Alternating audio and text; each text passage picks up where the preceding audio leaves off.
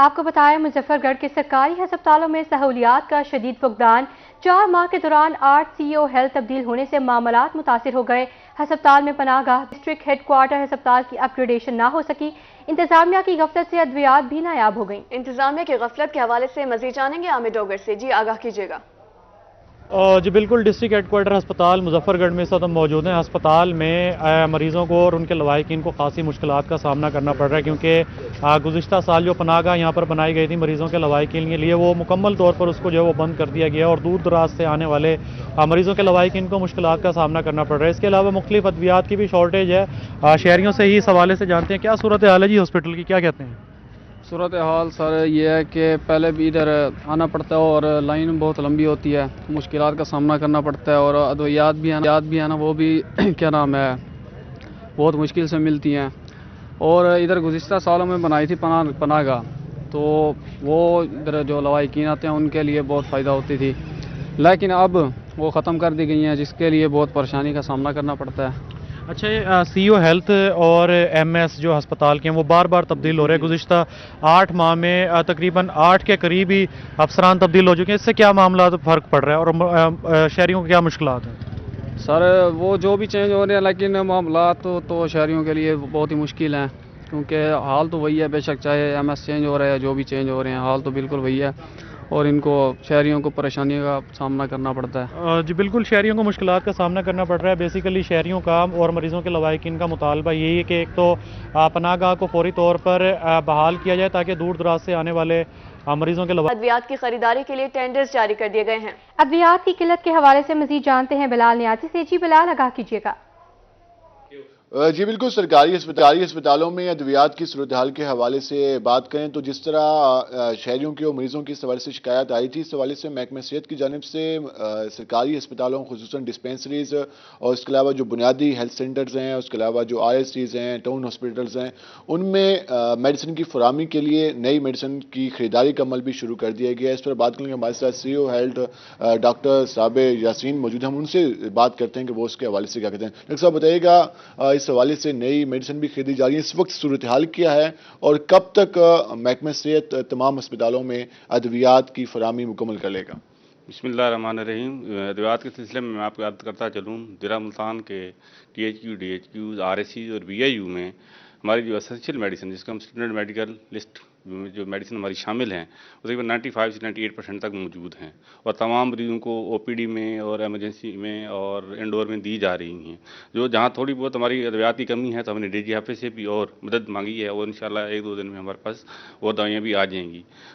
ادویات کی خریداری کے ضمن میں عرض یہ ہے کہ ہمارے فیز 1 میں تقریباً 137 ادویات ہماری فائنل ہوئی ہیں، جن کے ہم نے پرچیز آرڈر دے دی ہیں، اور اللہ نے چاہا تو انشاءاللہ جلدی ہمارا جو ٹیپولیٹڈ ٹائم ہوتا ہے 45 دن کا، اس کے اندر ان کی سپلائی شروع ہو جائے گی، اور جو دوائیات باقی ہیں اس کے لیے ہم دوبارہ گورنمنٹ کی ہدایت کے مطابق ری ٹینڈر میں جا رہے ہیں، وہ بھی 2-3 مہینے میں فائنل ہو جائیں گی۔ جی بالکل، اس وجہ سے ہیلتھ کا یہ کہنا ہے کہ جو آؤٹ ڈور وارڈ ہے، انڈور ہے اور ایمرجنسی میں جو بنیادی ادویات ہیں ان کی فراہمی کا سلسلہ جاری ہے، اور جو 137 کے قریب مزید ادویات پرچیز۔ ہسپتال میں سہولیات کی عدم فراہمی، ایکس رے مشین اور C B C test system غیر فعال، بنیادی مرکز صحت میں آئے شہریوں کو پریشانی کا سامنا۔ شہریوں کو مزید کن مشکلات کا سامنا ہے، جانیں گے شکیل سلطان سے۔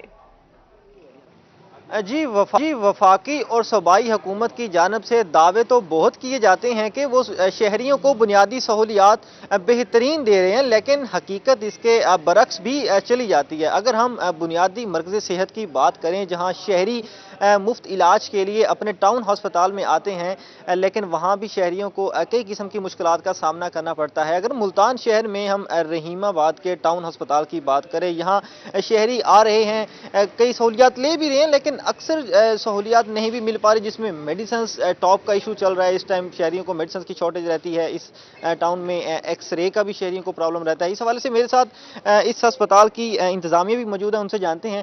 آپ بتائیے کہ کون کون سی چیزیں یہاں پہ فنکشنل ہیں اور کون کون سے مسائل ہیں جو شہریوں کو پیش آتے ہیں یہاں پہ؟ کافی چیزیں جو میجر ہیں وہ سموتھلی فنکشن کر رہی ہیں۔ ہمیں کوئی ایز سچ پیشنٹ کی ڈیلیوری میں، پیشنٹ کیئر میں، ہیلتھ کیئر میں کوئی ایسا پرابلم ہے نہیں۔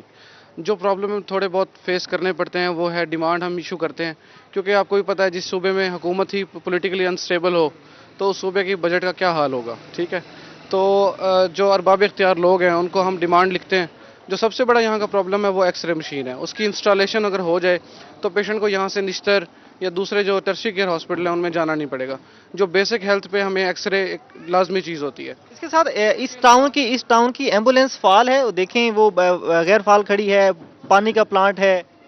नहीं, टाउन हॉस्पिटल की जो एम्बुलेंस है वो बिल्कुल फ़ाल है, वो काम भी करती है जब भी हमें ज़रूरत पड़ती है। यहाँ पे मरीज आए हुए उनसे पूछते हैं, अद्वियात मिल रही हैं आपको? ये सर अस्सलाम वालेकुम, मोहम्मद अजीज मेरा नाम है सर। बस टाइम हमें प्रॉब्लम होती है, इनको ये हमारे से रिक्वेस्ट है, इनको जल्द से जल्द अद्वियात दिए जाए। इंतजामिया ने भी बताया कि हमने अपने अरबाब इख्तियार को अप्रूवल्स के लिए चीज़ें भेजी हुई हैं कि यहाँ पे लैब की जो टेस्ट है वो फंक्शनल। ऑपरेशन वाले मरीजों को सीढ़ियों से ऊपर ले जाने लगा।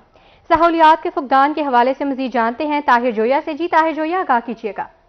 बिल्कुल जी, मैं इस वक्त ऑर्थोपेडिक वार्ड में मौजूद हूँ। जनूबी पंजाब का दूसरा बड़ा अस्पताल विक्टोरिया अस्पताल, जहाँ पर बुनियादी सहूलियात जो हैं वो ना होने के बराबर हैं। ऑर्थोपेडिक वार्ड की जो लिफ्ट है वो काफ़ी अरसा से बंद है, जिसकी वजह से जो मरीज़ हैं, जो लवाहिकीन हैं, उनको काफ़ी मुश्किलात का सामना करना पड़ता है। यहाँ पर जो व्हील चेयर है उस पर बिठा के मरीज़ों को ऊपर लाने की कोशिश की जाती है। हमारे साथ लवाहिकीन भी मौजूद है, उनसे भी जानते हैं क्या कहते हैं जी, कितनी मुश्किल होती है मरीज़ों को ऊपर लाने में? 2-2 घंटे मरीज चीखते रहते हैं। ये हड्डी वार्ड है, हड्डी वार्ड में सहूलियात होनी चाहिए।